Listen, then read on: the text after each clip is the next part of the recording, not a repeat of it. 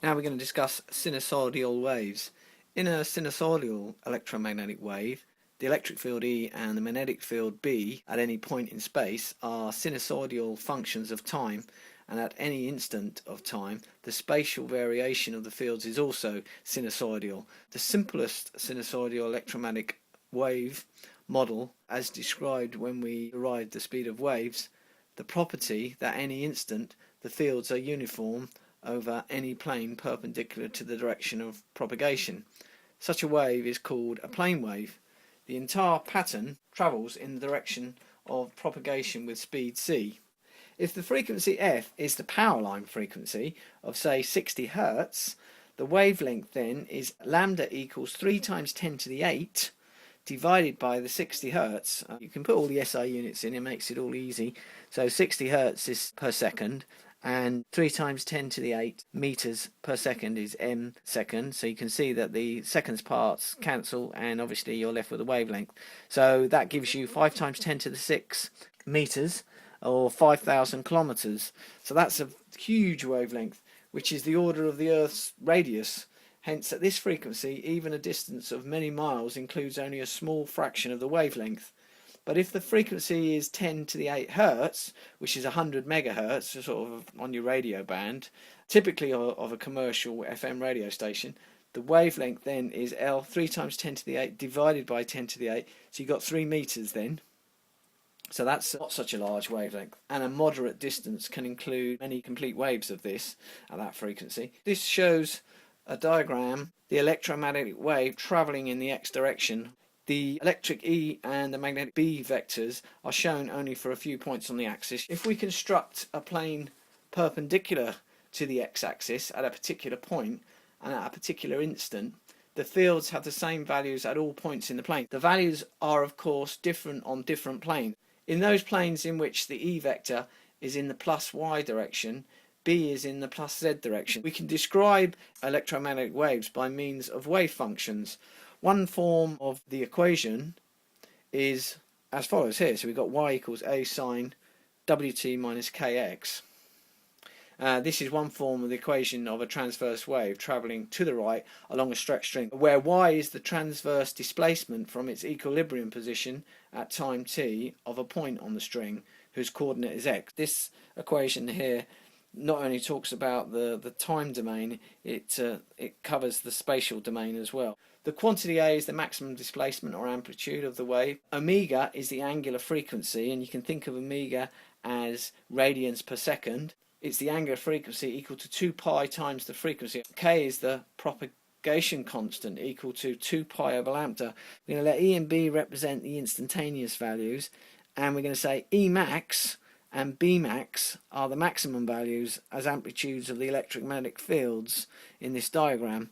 So we can write that the instantaneous value of the electric field is equal to the maximum value of the electric field times sine wt minus k. And for the B field, exactly the same. Obviously it's the same, but this time we're going to use the B, and it's obviously the same thing because that too is a sinusoidal wave. So we can also describe that as B equals B max sine wt minus kx. So we got those two there. The sine curves in this figure represent instantaneous values of E and B. So that's how these equations are used as functions of x at time equals 0. The wave travels to the right with speed c. The instantaneous value s of the pointing vector is s equals EBU. And that is exactly the same because we've got the instantaneous. These are the instantaneous values. Then we can just plug in our sine curves here, and we end up with E max, B max, and that becomes sine squared. Now, of course, using trigger densities, you might know or might not know that that is exactly the same as writing down 1 minus cosine 2 wt minus kx. The time average value of cosine 2 wt minus kx is 0. If you plotted that out, you'd get equal amounts above the axis and equal amounts below. So on average that's going to be 0. So S average, which we've written here, S average then is just simply this term without that cosine term, and obviously that's 1, so it just becomes this term. So you end up with the average value of the pointing vector, watts per meter squared, and it's called the intensity of the radiation. We normally denote this as I, so we got I is the intensity, and that's the average magnitude of the pointing vector. That's often described as the intensity I. By using these relations, the fact that the maximum value of the electric field is related to the maximum value of the magnetic field by the speed of light, and the other factor that the speed of light is related to the permeability and the permittivity, these two constants here. Using these, we can rewrite this in lots of different ways. So we can obviously write it in that way, which we've just come up with by multiplying those waves out. And then also by using these, we can also write it E squared max over 2 permeability U times C. Another way of writing it is a half square root of E permeability divided by the permeability and the E squared max. Another way of writing it is a half the permeability of a vacuum times C times E max squared. So there's lots of different ways of writing that, and you might see those come up in different textbooks, the different ways of describing the intensity of electromagnetic wave.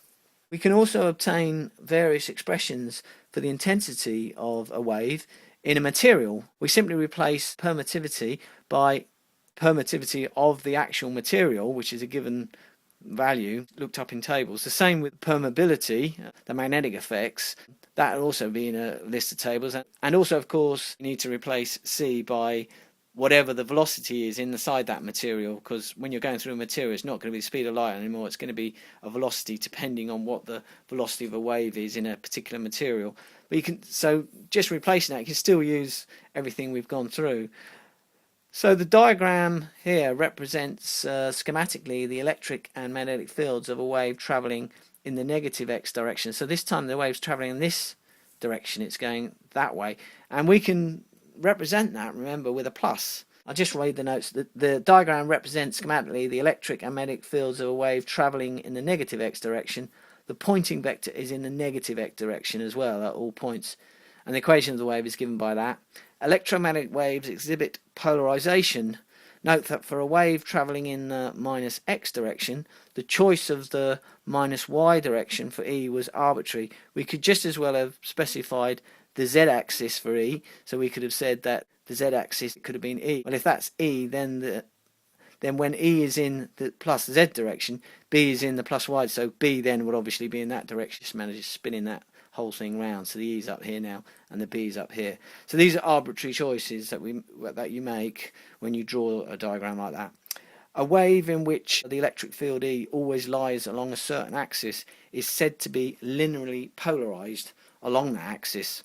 More generally, we can think of any wave travelling in the x direction as a supposition of waves linearly polarized in the y and z directions. A superposition of two linearly polarized waves with the same frequency and amplitude but 90 degrees phase difference, that actually yields a wave that is circularly polarized